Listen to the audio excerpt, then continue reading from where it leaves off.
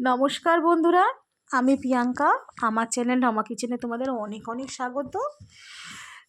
তোমরা সবাই কেমন আছো?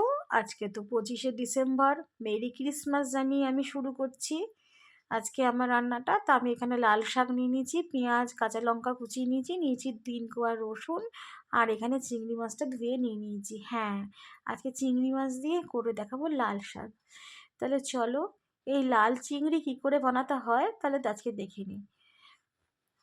সবার প্রথমে কড়াইতে তেল দিয়ে দিলাম,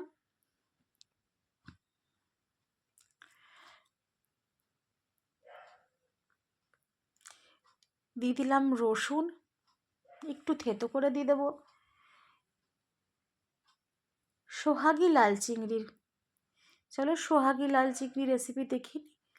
তা এখানে আমি দেখো রসুনটা থেতো করে যেটা নিয়েছি সেটা আমি তেলের মধ্যে দিয়ে দেবো।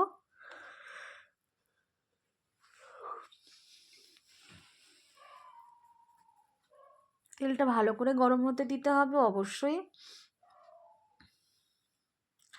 সোহাগী লাল চিংড়ি বানাতে সবার প্রথমে আমি রসুনটাকে একটু থেতো করে আমি কিন্তু এখানে অ্যাড করে দিচ্ছি।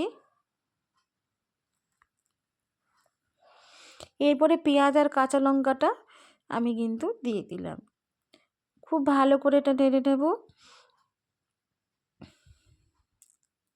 আঁচটা কিন্তু আমি এখানে লো রেখেছি, এবার আমি একটু আঁচটাকে বাড়িয়ে দেবো একটু পরে।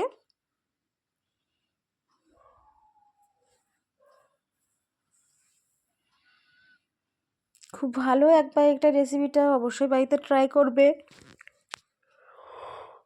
আর প্লিজ আমার রান্না ভালো লাগলে অবশ্যই লাইক করো। এই বোনটার পাশে দেখো একটু চিংড়ি মাছগুলো দিয়ে দিলাম। এখানে আমি 300 গ্রামের মতন চিংড়ি নিয়েছি। অসাধারণ হয়েছিল বন্ধুরা, অবশ্যই বাড়িতে ট্রাই করো। আমরা তো লাল শাক অনেক রকমভাবেই খাই, কিন্তু এই সোহাগী লাল শাকের চিংড়ি খেতে কিন্তু দুর্দান্ত লাগে। বাড়িতে ট্রাই করবে বন্ধুরা, প্লিজ আমি অনুরোধ করব যে আমার রান্নাগুলো তোমরা প্রত্যেকে বাড়িতে ট্রাই করো। ট্রাই করে তারপরে তোমরা নিজেরা করো। তারপরে যদি তোমাদের খারাপ লাগে তখন আমাকে কমেন্ট করে জানাবে যে দিদি ভাই তোমার রান্নাটা ভালো না বা কিছু। প্লিজ আমি অনুরোধ করব যে আমার রান্নাটা কিন্তু তোমরা দেখো, তোমাদের কিন্তু ভালো লাগবে। তাই এখানে চিংড়ি মাছ আর পেঁয়াজ আমি ভালো করে ভাজা করে নিলাম। এবার দেখো এখানে আমি একটু হলুদ অ্যাড করে দিয়েছিলাম। ভালো করে কিন্তু আমার ভাজা হয়ে গেছে।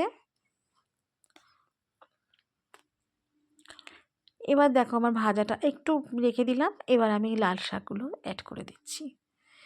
লাল শাকগুলো অ্যাড করে দিয়ে কিছুক্ষণ নাড়তে হবে।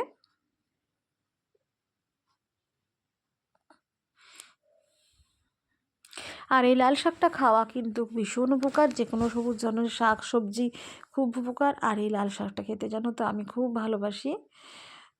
চলো এটা ভালো করে একটু নাড়িয়ে নিচ্ছি ওপর নিচ করে।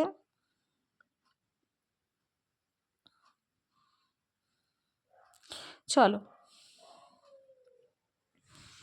হয়ে গেছে আমার। এবার লাল শাকটাকে দেখতেই পাচ্ছ আমি কি সুন্দর নাড়িয়ে দিয়েছি, দেখো হয়ে গেছে কিন্তু আমার লাল শাকটা। চলো আর একটু নাড়িয়ে এটাকে আমি নামিয়ে নেব।